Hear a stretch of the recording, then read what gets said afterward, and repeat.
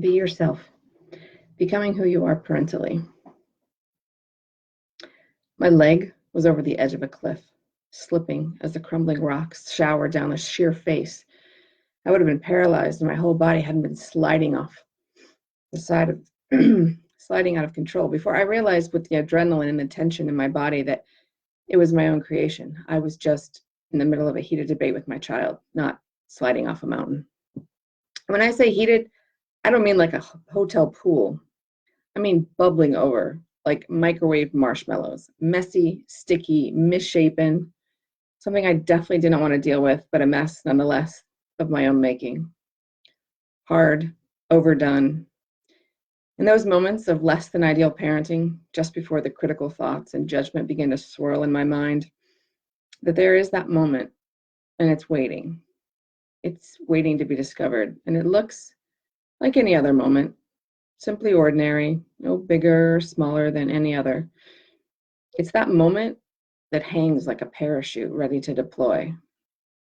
And before the ego starts firing off the shame, the criticism, and anger and embarrassment and thoughts of what the neighbors will think of me screaming and yelling at my child, sometimes I take that moment and I use the moment as it is needed for myself.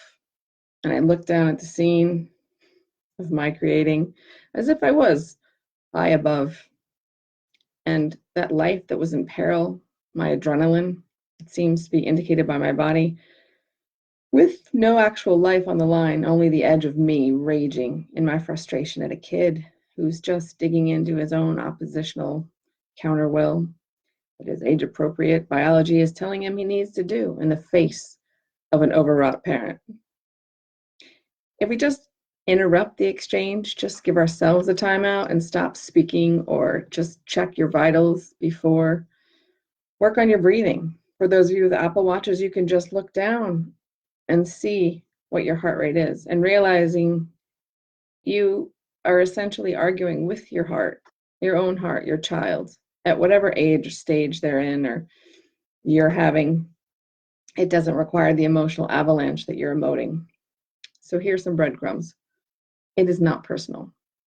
It is not about you.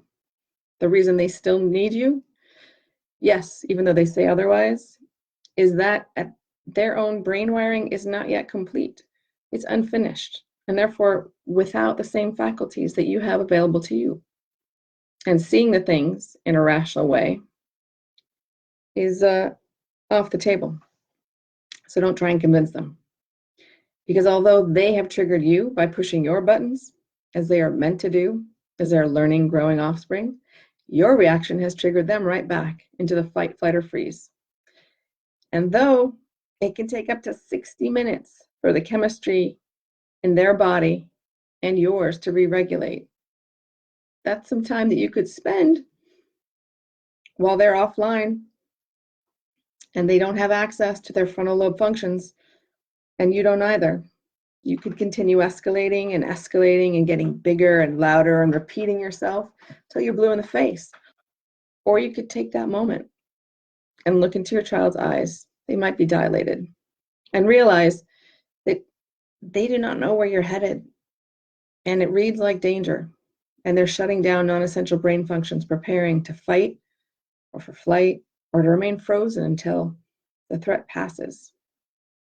Or you could take that moment to realize that you are an incredible parent who has been doing it, crushing it, and continues to offer better options and experiences from your own childhood.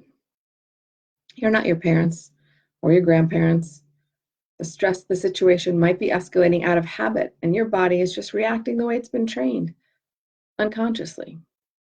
Your parents might have raged even more than you are right now, but you are yourself, and you're the architect of your own life.